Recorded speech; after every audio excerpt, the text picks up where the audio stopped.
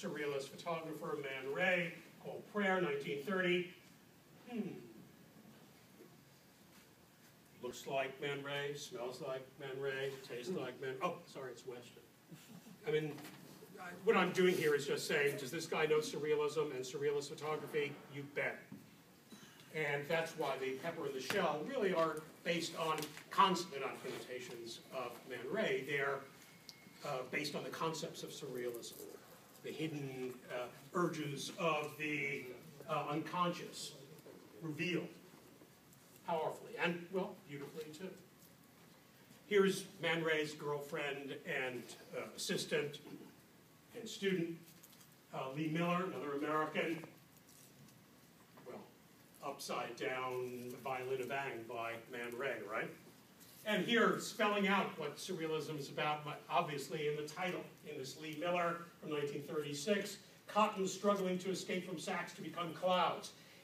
So, are these clouds or is this cotton? Yes. Right? Double identity is important here, just as the pepper and its erotic appearances, identity, are there simultaneously. You don't forget it's a pepper, but you see it also as other things, just as Lee Miller's cotton and the clouds beyond are one and the same. A couple more Man Rays.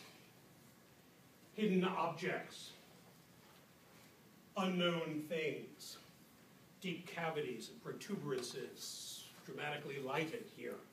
It's actually a sewing machine that's wrapped up here, complex reference to certain poetry of the late 19th century, but here, blurred out, yes, it's a head thrown back with a neck, but also somewhat phallic, or maybe some other sexual-like object, exactly what Weston is doing at around the same time.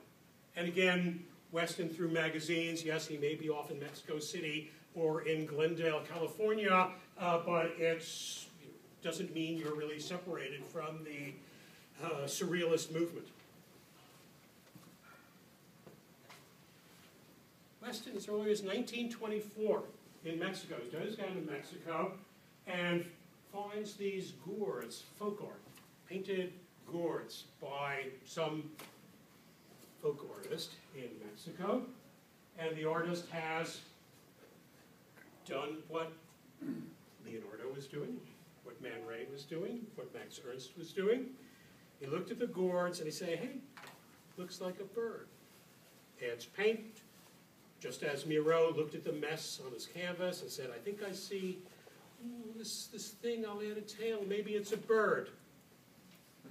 And the reason why Weston photographed this piece of folk art, I think, is, well, an untutored surrealist, a real surrealist, who knew nothing about surrealism. Here you see it. Looks at a natural object. No, it's not a pepper or a shell, but just as good, a gourd, and sees it in a surrealist manner. Yes? Same thing. But, you know, Weston, again, photographed in a clay flower pot, right?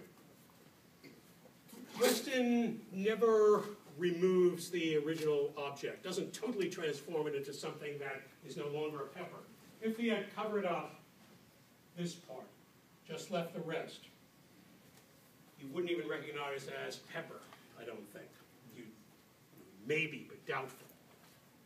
By leaving this stem area, whatever that's called, he says, look, it's not one thing, it's two things. It's the ordinary object, and yet it is also this psychological identity.